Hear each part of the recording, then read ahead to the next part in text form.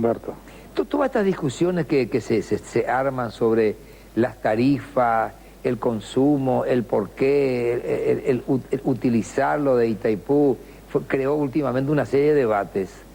Una serie de debates que le tengo casi como actor ahora, porque por suerte me contesta, porque no siempre contestan cuando llamamos por teléfono, en radio o televisión. Jorge, la gente entiende el trabajo de Itaipú, esta última disminución, por ejemplo, de costo que se tomó así casi como una traición. Eso es lo que a mí me extraña, cómo se tome de esa manera, porque nosotros nos esforzamos a hacer lo que el tratado nos dice, cómo se debe calcular la tarifa, por ejemplo, si se toma eso como denuncia. Porque eso es verdad, o hay otra cosa más de fondo que no sale a luz. Bueno, hay de fondo una comprensible atmósfera de sospecha hacia la gestión pública. Eso es genérico, en Itaipú es histórico, entonces ha sido muy fácil de establecer en la mente de la gente, sobre todo por cierta prensa, de que todo lo que se hace está mal, está torcido, y no se reconoce o no se da lo que los anglosajones llaman una suspensión del descreimiento a una nueva administración que inicia, y sobre todo con gente caracterizadamente diferente de aquel clásico componente del cuerpo directivo de Itaipú. Entonces, no se ha reconocido recién ahora el esfuerzo de transmisión, de comunicación, de transparencia en la gestión, y que por supuesto necesitará perfeccionamiento. Pero vos por ejemplo, Guillermo, Hugo, vos querés preguntar algo seguramente, pero voy a preguntarle enseguida a Guillermo, si tuviera que hacer una objeción a la tarea que está haciendo Jorge Ayala Cusle, el ingeniero Guillermo López Flores, ¿qué objeción tendría? ¿Qué querés preguntar vos? Yo quiero hacer preguntas obvias, Humberto, que me parece que son importantes que se aclaren. Por ejemplo, el ingeniero Ayala, ¿es cierto o no es cierto que originalmente el tratado es más beneficioso para el Brasil que para el Paraguay? En el momento que se firmó, usted conocerá el contenido, se dice siempre que es todo para Brasil y prácticamente nada para Paraguay, que Paraguay es convidado de piedra, creo que se dice, o no tiene prácticamente decisión. Pero eso es absolutamente falso, Hugo. Para mí es una fantasía eso. ¿Y cómo vamos a ser convidados de piedra si nosotros decimos que somos copropietarios de Itaipú, tenemos derechos y obligaciones iguales, que están consagrados en nuestro tratado? Aparte del tratado, otros documentos que hoy día hacen parte de él, como las notas reversales. ¿Cómo se puede decir tal cosa? Realmente me extraña eso, porque todos los beneficios que la Itaipú trae, por ejemplo, al Paraguay. ¿Vos sabés cuánto, por ejemplo, Itaipú ingresa al Paraguay, Humberto? 250 millones de dólares al año, creo. Y solamente eso. Y todos los otros gastos que se hacen aquí en materia de gastos de explotación, por ejemplo, que efectivamente se realizan aquí en el Paraguay, en transporte, recursos humanos, mantenimiento, seguros. Ahí tenemos algo más de 120, 130 millones de dólares otra vez al año. ¿Y cuánto Itaipú, desde que empezó a generar, por ejemplo, ya también ingresó a las arcas del Estado? ¿Tenés idea, Humberto? No. Yo te digo, más de 2.700 millones de dólares al Estado paraguayo. Y a la ANDE, cerca de 270, 280 millones de dólares. Y somos convidados de piedra, Hugo. ¿Qué, Guillermo? Hay una realidad que los beneficios son proporcionales a nuestra participación de consumo de energía, pero eso no quiere decir que no sea justo, no sea equitativo. Entonces, esa comparación absoluta de números es lo que envía un mensaje equivocado a la gente. Hace comparaciones netas de números y no hacen las comparaciones relativas.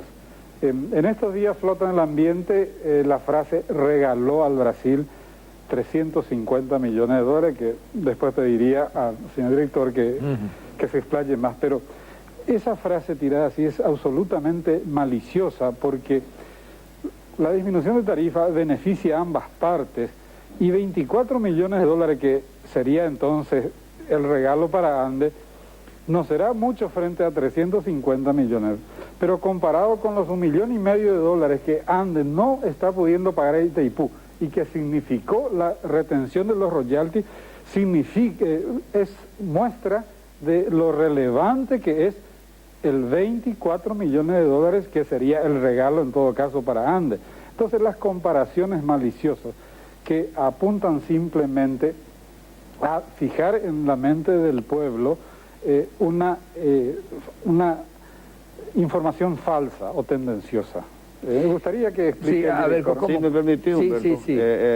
estaba escuchando atentamente lo que estaba diciendo el colega López Flores y me estaba fijando también que están pasando algunas tomas que se hicieron allá en nuestra área de influencia, ¿no es cierto? Y son realmente otros de los beneficios que la Itaipú viene dando siempre al Paraguay. Pero yendo a lo concreto, lo que estaba diciendo el ingeniero López Flores, efectivamente, ¿cómo se puede pensar tan maliciosamente para decir se le regala al Brasil 250 millones o 350 millones de dólares? Eso es resultado del efecto de la tarifa sobre la contratación de cada una de las empresas. ¿O acaso estamos olvidando que el Brasil adquiere el 93% de la producción de Itaipú y la ANDE el 7%?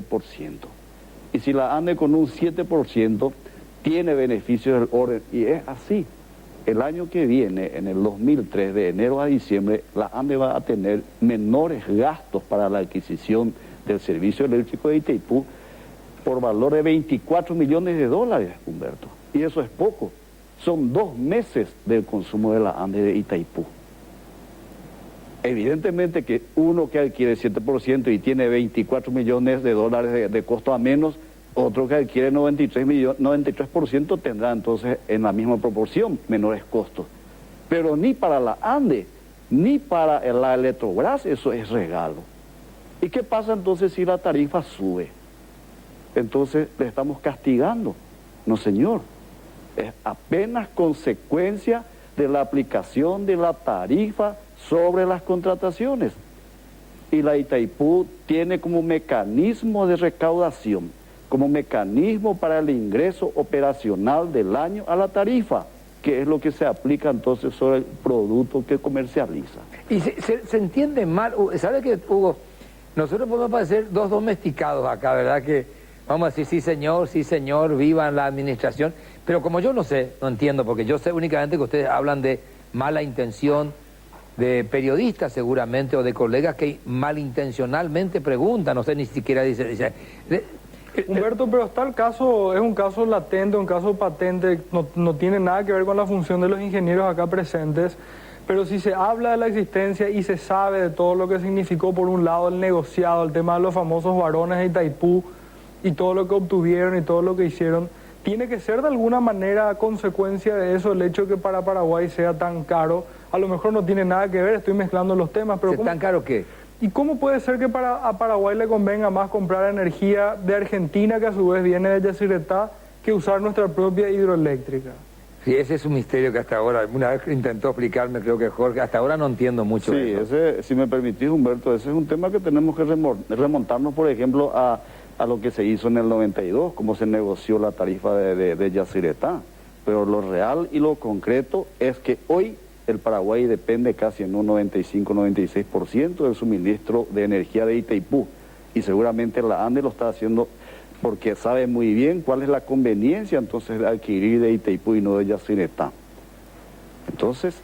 Yo pregunto a Guillermo López Flores, ¿cuánto tengo todavía minutos? Sí, por ejemplo, en este minuto para este bloque, la pregunta de Hugo al comenzar, si nosotros hubiéramos puesto la mitad del dinero, y no solamente el río, como solía enojarse tanto de Bernardi cuando decíamos eso, cuando decía... O territorio. ¿Eh? O territorio. Bueno, si hubiéramos puesto el 50% de todo, ¿hubieran cambiado el tratado? Sí, hubieran cambiado. Ahí se podría cumplir aquello que muchos predican con ligereza, de que nosotros podíamos retirar nuestra energía y buscar en el mercado sudamericano o Mercosur el mejor cliente. ¿Por qué? Porque cada año vamos a tener el dinero para pagar las deudas que se contrajo para construir Itaipú. Pero esa es meramente una especulación. O sea que no hubiera sido diferente el caso en todo caso con la venta, pero ¿podíamos vender al exterior nosotros? Supongo que el tratado no se hubiera escrito con el mismo texto en ese caso, porque ahí ya se negocia en diferente nivel de posición, no en la forma en que... Pero la forma en como está redactada no es malo. Si no fuera redactada de esa forma, no hubiera sido posible Itaipú. Itaipú tiene el privilegio de tener vendida su energía garantizada cada año en esta época, cuando ANDE y Electrobras firman una especie de contrato de que van a adquirir todo lo que se produzca en el año 2003. Y eso tiene un premio para nosotros, el hecho de no vender, de no usar, nosotros estamos usando de Itaipú, ¿qué porcentaje? 7%. Bueno, si nosotros usáramos el 50%, ganaríamos menos que ahora. Fundamentalmente donde ganaríamos es cuando que nosotros estaríamos haciendo el mejor uso a la energía de Itaipú, ¿no es cierto? Porque la energía ahí se supone que... Pero ellos pagan más porque usan más. No pagan más, pagan la misma tarifa, Humberto. Usan más, entonces pagan proporcionalmente. Me explico para ir a la primera pausa. Yo entendía que había una especie de regalía otra vez que existía porque Brasil usa más que nosotros. Y te digo, ¿cuál es esa regalía? Es la compensación por cesión de energía. A eso y es significativo, Humberto. Mucha gente no sabe, pero la compensación por cesión de energía es aproximadamente el 40% de los royalties. ¿Entendés, Hugo? Ese es el tema que yo estaba leyendo. ¿Eso sabes cuánto es al año, Humberto? Sí. Es cerca de 70 millones de dólares. Poca gente habla de eso. Por la compensación de energía. Por aquello de que el Brasil usa más energía que el Paraguay, y siendo que el tratado consagra que corresponde en derecho a cada uno de los dos países el 50% de la producción de Itaipú. Bueno, voy a la primera parte.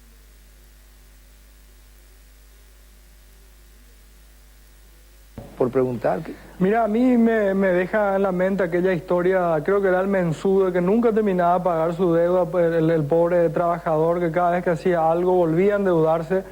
¿En qué momento se termina nuestra deuda? ¿En qué momento llega la riqueza que se supone que Itaipú nos iba a dar? 2023 me parece. Sí, si me permitís, Humberto, en realidad es una de las tantas cosas que se estaba manejando tan maliciosamente que Itaipú no está reduciendo su deuda. Y eso es mentira, es falso, Humberto.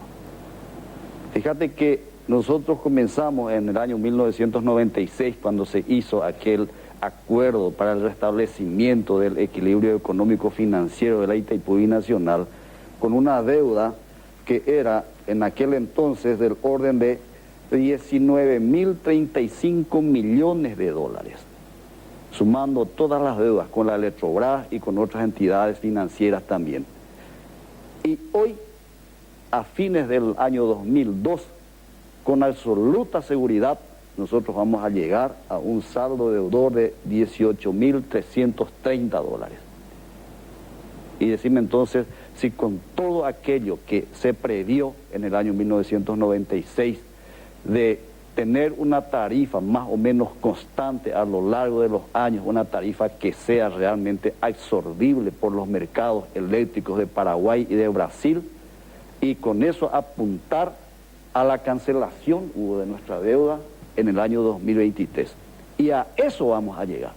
Con absoluta seguridad, Humberto y Hugo, sí, a cada año, cuando se calcula la tarifa en la parte de los componentes del costo del servicio de electricidad, que es el factor determinante para la tarifa, se consideran las anualidades que habían sido previstas en el año 1996, que de cumplirse en el año 2023, Itaipú tiene su cuenta cancelada. Ocurre que la gente se fija mucho en el contrato de préstamo con la Electrobras, pero en el año 1996 las deudas de Itaipú no eran solamente con la Electrobras. 16.225 eran con la Electrobras, millones de dólares. pero había una deuda también con otras entidades, como por ejemplo con el BNDES del Brasil, los bonos Brady, el Cruz de París, que totalizaban los 1.810 millones de dólares, Humberto. Hoy esas líneas de crédito están con un saldo deudor de 1.090 millones. ¿Cuánto ya amortizamos entonces? ¿Es así, López Flores? Sí, es así. Y genéricamente, señor Rubín, se puede decir de que el tratado tiene una cláusula cerrojo, cuyo incumplimiento en el año 96 dio a lo que se conoció como deuda espuria, pero que de hoy en más, si se cuida de que esa cláusula cerrojo se cumpla siempre, yo no tengo la menor duda de que en el 2023 vamos a pagar. Esa cláusula dice que si por ventura, por la razón que sea, un año hay un déficit, no se puede pagar una cuenta, no se puede honrar algún compromiso, obligatoriamente el año próximo hay que incrementar las tarifas en la cuantía necesaria para reunir esa plata que faltó en el ejercicio anterior. Entonces, sin ir al análisis detallado que yo no manejo, puedo decir de que basta con cuidar que se cumpla religiosamente esa cláusula claramente establecida en el tratado y podemos esperar que se cumpla. ¿Me permitís, Humberto? Sobre eso mismo, eso que está diciendo el ingeniero López Flores, el tratado, sus anexos, las notas reversales, que son nuestra Biblia. Nosotros tenemos que manejarnos en base a esos documentos oficiales.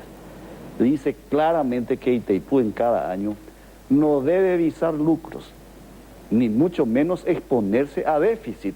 Y si ocurriere una de las dos cosas, en el año siguiente se tiene que compensar eso. Yo, a propósito, Humberto, quiero aprovechar, este es nuestro libro al cual nosotros tenemos que seguirle siempre, respetar. Acá está el tratado, los anexos y todo. Y nosotros, como componente más débil o minoritario en una relación a dos de dos países que tienen Itaipú en condiciones igualitarias, en derechos y en obligaciones, tenemos que hacer que esto se cumpla. Y lo que este año se está haciendo es cumplir esto, Humberto. No podemos nosotros, así como algunos piensan, solamente por mantener la tarifa, ingresar recursos el año próximo que no vamos a egresar.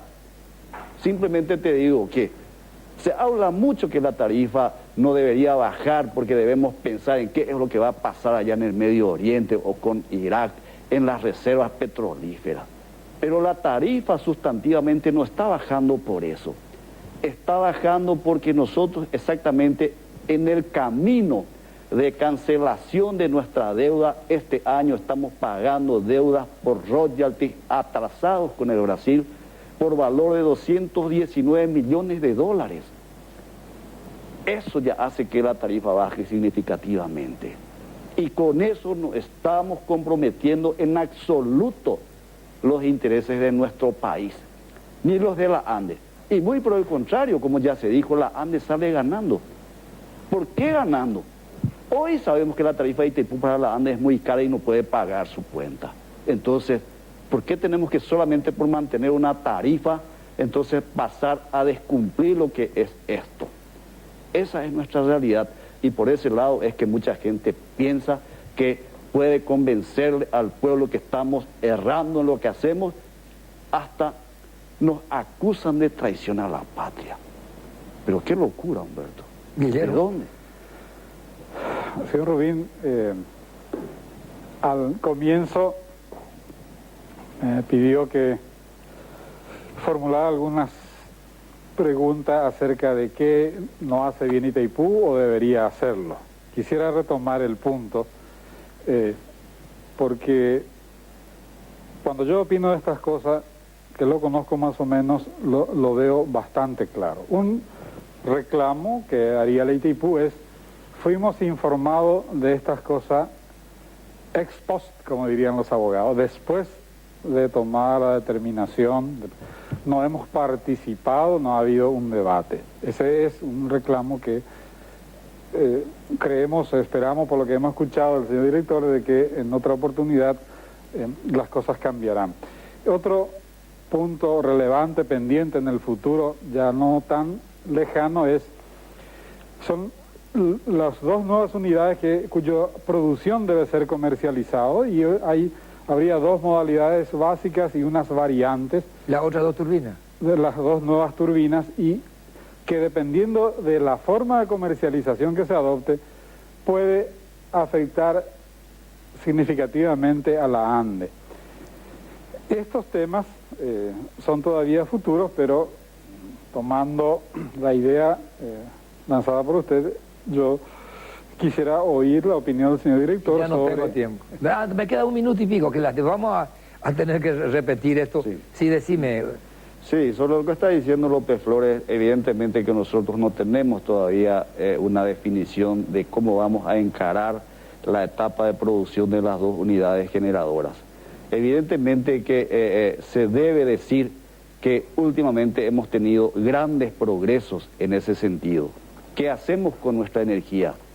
Y hoy poca gente reconoce que nosotros hace aproximadamente 2 meses definimos cómo se estaría repartiendo y a qué precio los excedentes de energía de los excedentes de potencia.